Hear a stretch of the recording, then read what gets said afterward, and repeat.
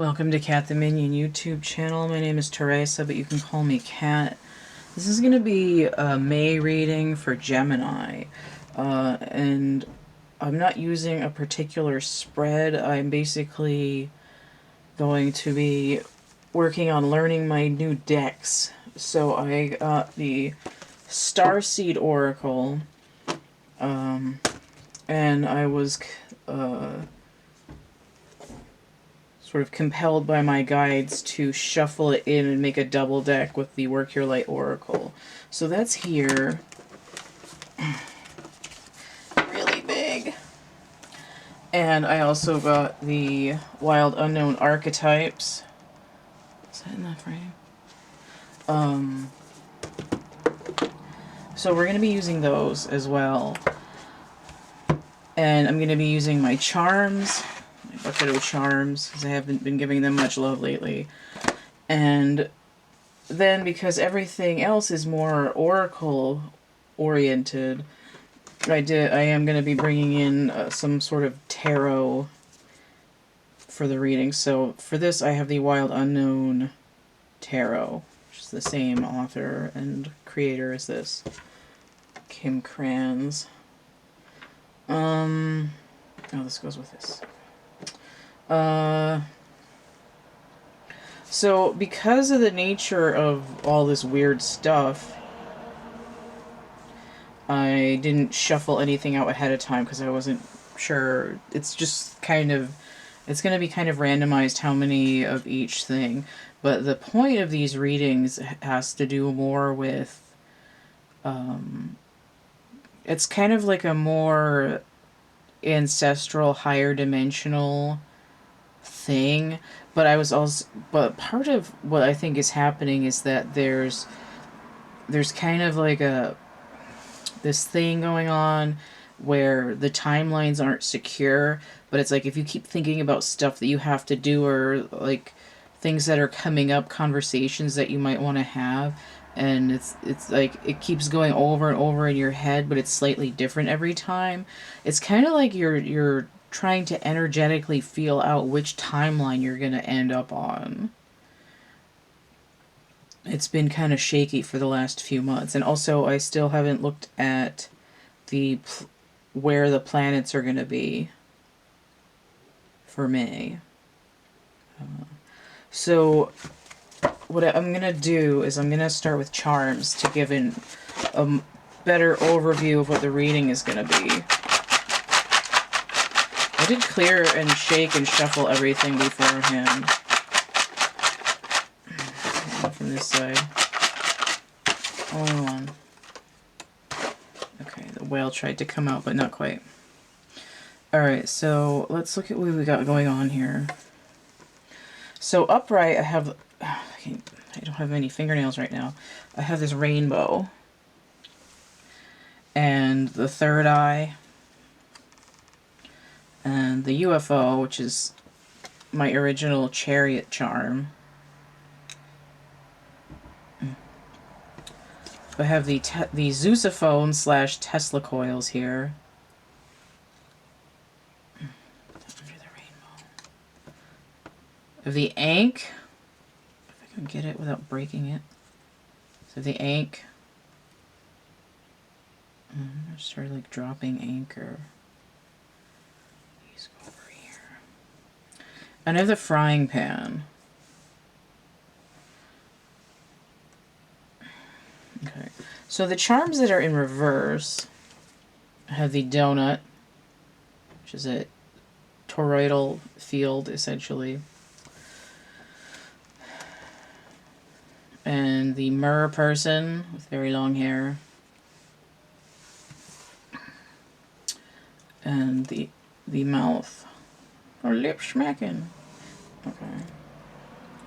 Seems to me that the donut is going to be eaten.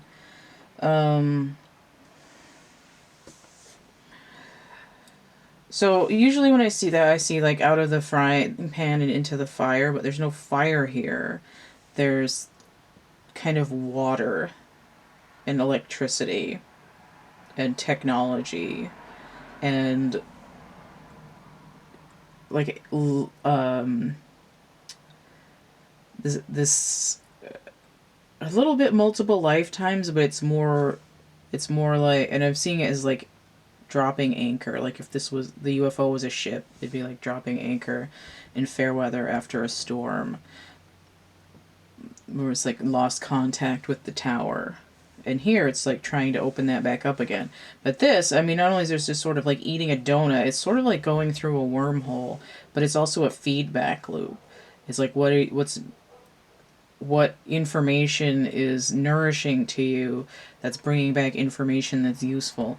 And this mermaid tends to be transformative, but it could also be deeper. But out of the frying pan into the fire is sort of like out of the ocean and onto dry land, or vice versa.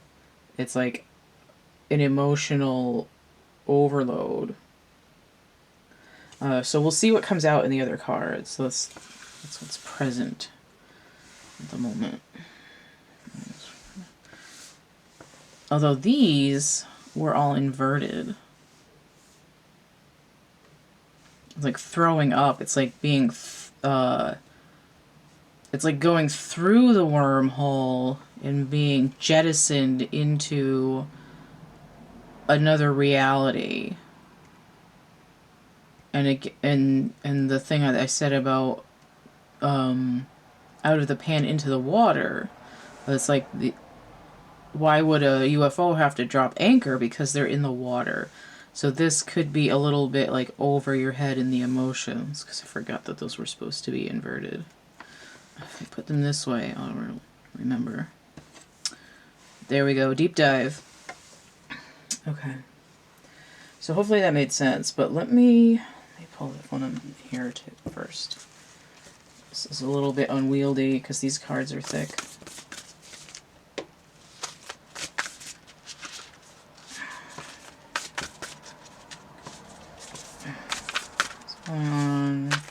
In May for Gemini. If I'm shaking the table, I'm sorry, I got my elbows down. Okay.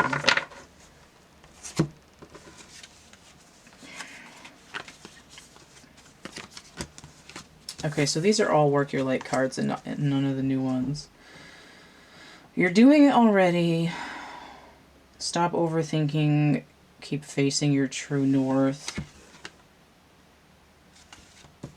In the age of light, you've been training for this for lifetimes. So I think I was trying to say with the ink, it's like becoming aware of the multidimensional version of you, where you're picking up on quote unquote past lives or alternate versions of you.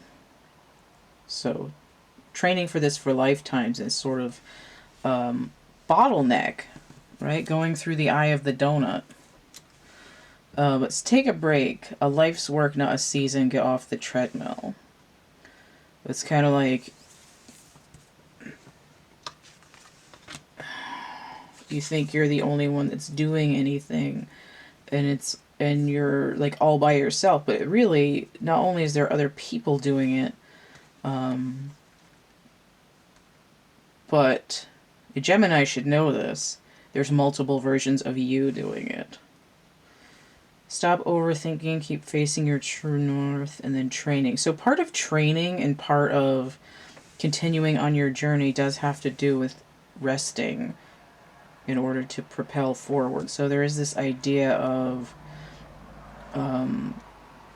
with these inverted, it's a little bit of a confusion or a delay. It's like, I don't know how to swim. Well, let's throw you in the water. If you start paddling, then you know what you're doing more than you think you do. But you just like take a break for a second, right? It's like again, it's like dropping anchor.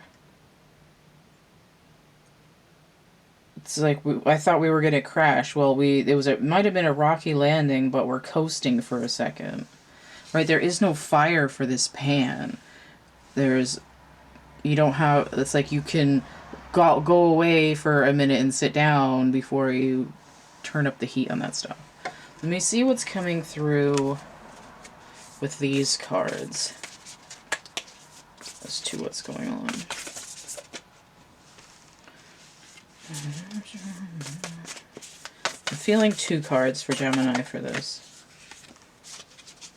This is like momentous. The gem.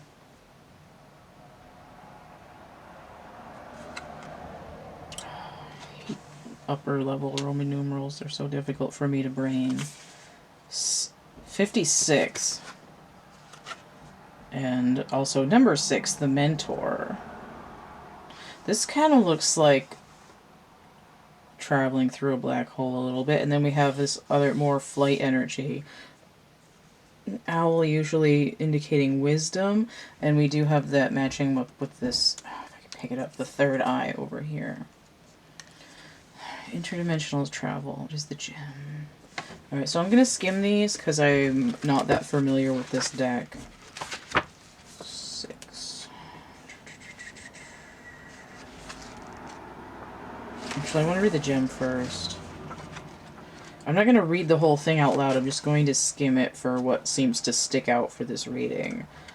And again, since this is the first time I've done a reading with this deck, besides just practicing with it after reading the book, it's going to it's just going to take me a little bit, because this is the archetypes are a little bit different system, but they do blend well.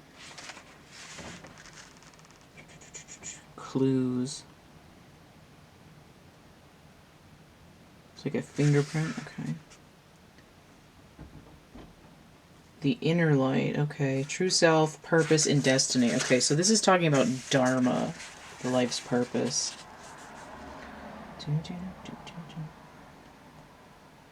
Hold on a second. Okay, so it says, precious stones develop slowly deep in the earth amid pressure and darkness. So this idea of feeling like unless you're constantly on it, you're going to fail, and that it's stressful, or that you're going to crash. It's like,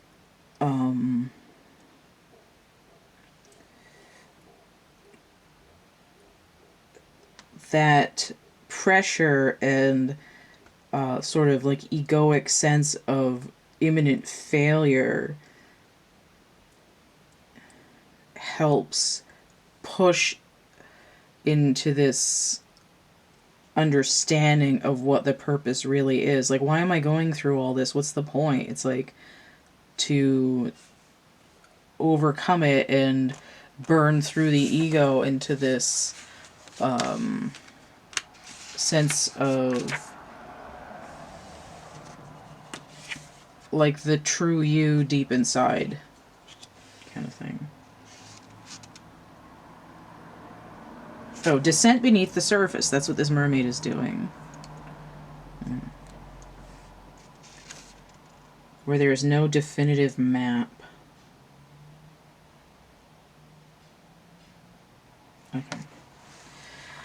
So this has to do with like a little bit with destiny, but it's like it says keep facing your true north. In this case, the true north and the gem are interchangeable. And there's this, like can't see the forest for the trees energy. Like you need to take a break. If you just sort of unfocus your eyes and just kind of, look without looking at your surroundings, you might see a little bit of a glimmer in the dirt, and that's that gem energy of, quieting and calming a little bit, of the rainbow coming out.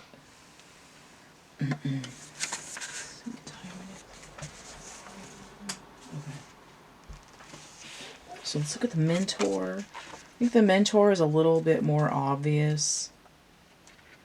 The sort of like guidance, like you have been training for this for a long time.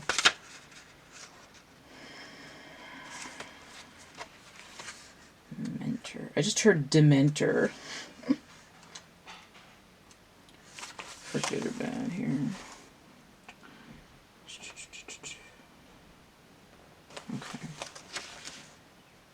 I'm just skimming this. Okay. Okay. Hold on.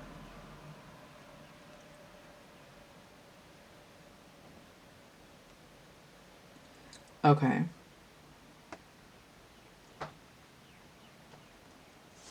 So what the gem here is actually in unison with this owl, the mentor. And it goes along with this third eye thing. It also goes on with this resonance thing. What's happening is there's this vast array of information in your multidimensional self, right? That's going to come in and help move you forward. And it's like, I don't know if I can do it. I don't know where I'm going. What am I doing? Am I like, what's going on? Am I doing it right? I've got to keep moving. I can't take a break and like look around and I can't get off the treadmill or something bad's gonna happen. This is saying like all like this like encyclopedia of information that you need to like know where you're going, to understand that you've already have the training for your life mission. This mentor is energy with the gem is saying, like, if you think you've lost your path, let me put little sparkly rocks down. So you see it and you're like, ooh, piece of candy, ooh, piece of candy, ooh, piece of candy. And it helps get you on your path without this sort of system overload and overwhelm. I had to go check on something. I forgot where I was. Oh, okay. I was saying about the like little pieces of candy. It's like little trinkets of information coming when you need it, both from your higher self, your guides, the universe, and other versions of you, to help keep you on. And sort of like part of the task is to find out what you're doing. And it's sort of like the universe trickling things down in these sort of like sparkly little synchronicity nuggets. It's kind of like to keep people from like going full on deity worship for any interdimensional beings, because we've had that problem before, right? Training for this for lifetimes, we did that before. It didn't work. We can't have like all the information truth bombed at once, because people don't seem to like the energy reaction isn't that great, right? The in over your head, the feedback loop becomes too intense, and it's like you regurgitation. I can't take it. It's like a system overload.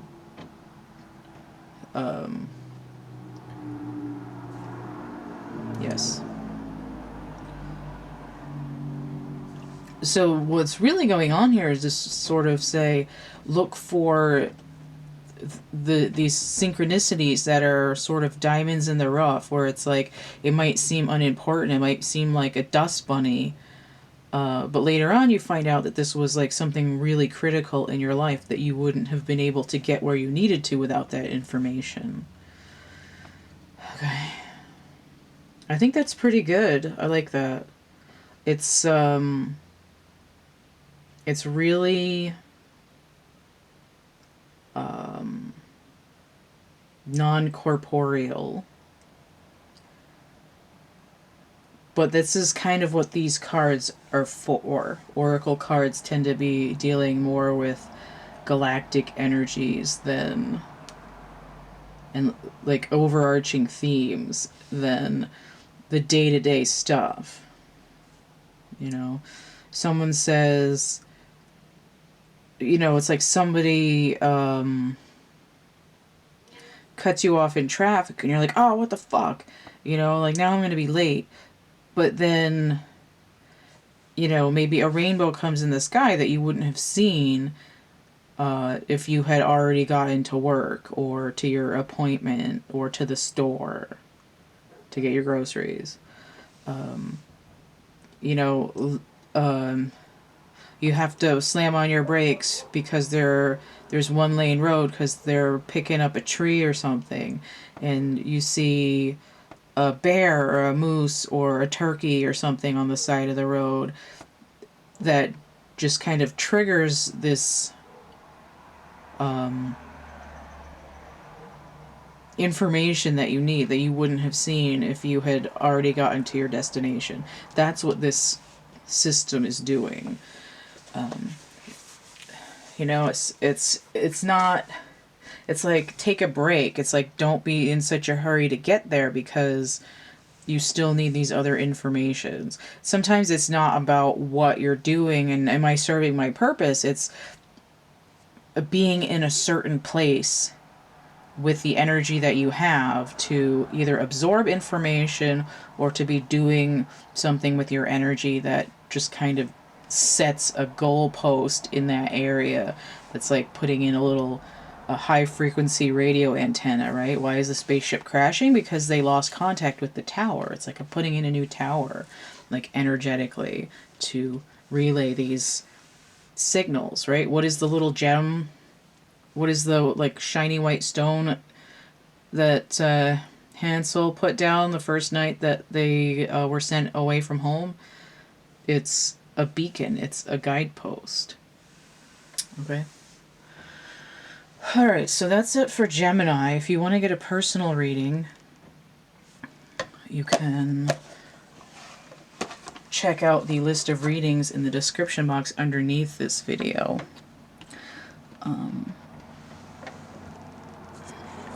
And if you'd like to help keep my channel up and running, get this up here. I'm going to zoom in a little bit, hopefully without shutting off the thing.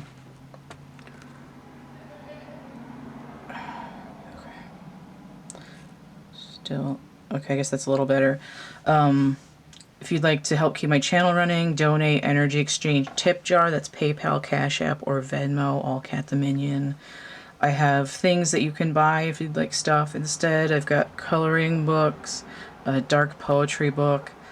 I have merch and prints and actual art items. A lot of them are going to be psychedelic. I've got a couple of plushies, watercolor, drawing, acrylic paint, couple of old oil on paper, stuff like that. So, and then I have some foam lotuses and then a cafe press. It's like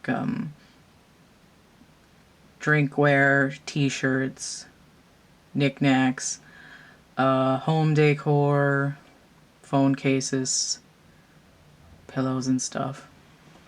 And Deviant Art, I have prints, so it's going to be like photo prints, G-clay on paper, wrapped canvas, mouse pad, mugs, magnets, and so on. So I have like psychedelic work and then some fashion designs, a couple of dinosaurs and dragons and things like that. Fairies and mermaids and whatnot. Yes, I believe that is it. Don't forget to like, share, subscribe, comment, check out my playlists tab, my discussion tab, and stay groovy, and we'll see you later. Bye. I just realized that because I interrupted my reading and had to go get the phone, that I forgot to get tarot for Gemini. So if you're still here, you get a little bit of a bonus. A couple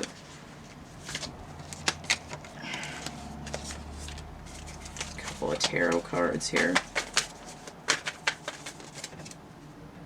I'm taking a whole goddamn pile. Okay, so the Eight of Swords, the Hangman inverted, and the Lovers in the challenge position.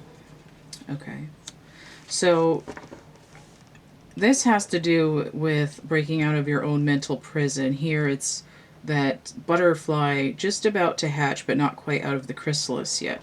The Hangman, notice that the bat wings are wrapped up in the same manner as the chrysalis. But waking up, this bat is about to come off of his little post. All right, this is I want to break free. This is I'm getting the downloads Right? I've woken up. I got the message I needed. The Lovers in the challenge position, look at this. I have 2 animals wrapped up, ready to fly, and now we have some that are actually flying. And that rainbow that I was talking about. Now this said, stop overthinking, keep facing your true north. What are these Canadian geese doing? They're flying north for the breeding season. But it's in the challenged position, right? It's like, I don't know what I'm doing. I feel like I can't do it. This is like, no, you have the power. You can make the choice to heal, right? Because it's also healing. It's like I'm making the decision to follow my calling. Like I feel the magnetic pull. Okay, now it also might be dealing with a relationship. So if you're part of your life purpose is an extremely deep and meaningful relationship, or just Gemini in general, because this is the Gemini card showing up in your own reading. So may or may not involve, I was going to say sexy times. Okay, may or may not involve sexy times. So there you go. Stay on that magnetic course. And again, it's like take a break, right? Don't hop off that cliff until you've got your paragliding stuff secure. Tighten those buckles. Stretch the membranes a little bit. All right, so that was the little bonus section because I forgot to put that in there. All right, bye.